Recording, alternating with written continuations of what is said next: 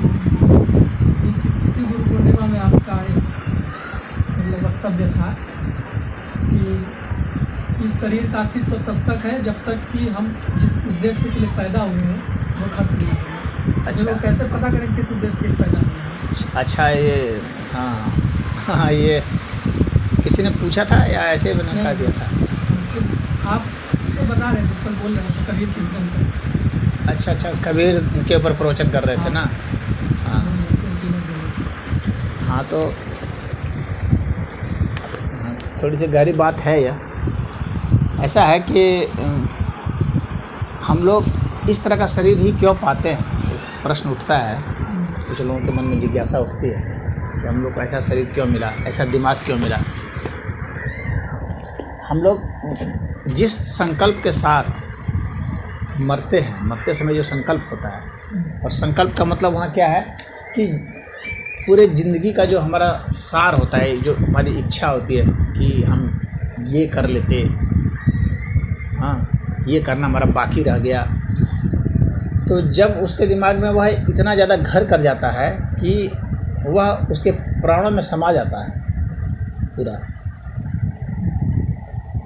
तब वह क्या करता है कि अब जब वो शरीर धारण करेगा तो वैसा ही शरीर वो धारण करेगा, उसकी वैसे ही शरीर की इच्छा होती है, वैसे ही शरीर की तलाश होती है जो शरीर उसी कार्य के लिए बना है। हर एक शरीर अलग कार्य के लिए बना होता है। हर एक व्यक्ति का शरीर का ढांचा अलग होता है, उसका माइंड सेट अलग होता है, उसकी आंखें अलग होती है, कान मुंह नाक सब अलग होते हैं, उसकी प्रवृत्ति अलग होती है। समझ गए? उसके हिसाब से वो जो है वो शरीर पाता है और शरीर उसी के हिसाब से ढल सकता है।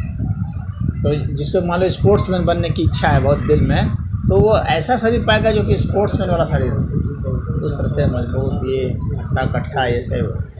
जिसको गायक बनने की इच्छा होगी तो वो अलग ढंग से शरीर पाएगा, जिसको वैज्ञानिक बनने की इच्छा होगी अलग ढंग से शरीर पाएगा।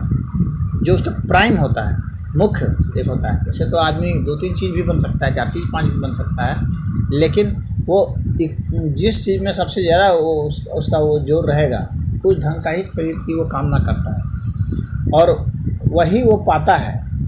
उसका शरीर उसी हिसाब से बनता है, वही वो पाता है। और जब पा लेता है एक बार ना, उसके हालांकि उसकी इच्छाएं तो अलग अलग जगह बन नहीं रहती हैं, लेकिन एक जीवन के मेन ड्राइविंग फोर्स होता है।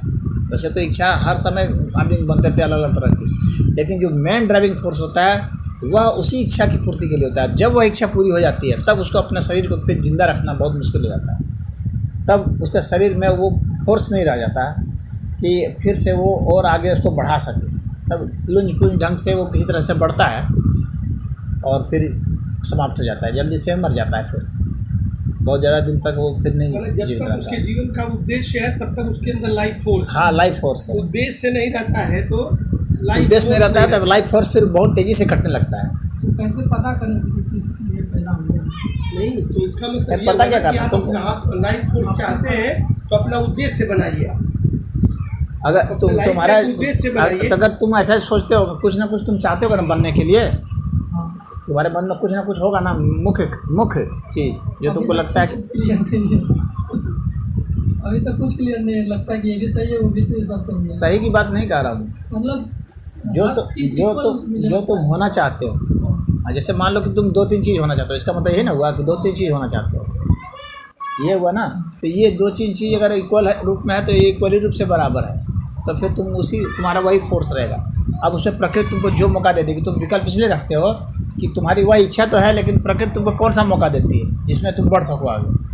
तो वैसी जब परिस्थिति आ जाएगी तो उसमें बढ़ जाओगे आगे। तो एक वो पूरा हो गया, फिर मान लो 2 दिन रह गया और दूसरा, तो फिर मौका मिलेगा, फिर उसमें कर लो। इस तरह से 2-3 जो मुख्य इच्छाएं होती हैं वो पूरी हो जाएंगी तो फिर हो जाएगा। फिर उसके बाद शरीर को आगे ढोना बहुत मुश्किल हो जाएगा। और जिसके ज़िंदगी का कोई उद्देश्य ही नहीं होता, उद्देश्य भी नहीं होता है, आदमी कन्फ्यूज आदमी इसको कह सकते हो। बस वो उसका मात्र उद्देश्य इतना है, खाए पिए टट्टी किए कोई बात किए, बस हो गया काम खत्म। ऐसे भी लोग हैं।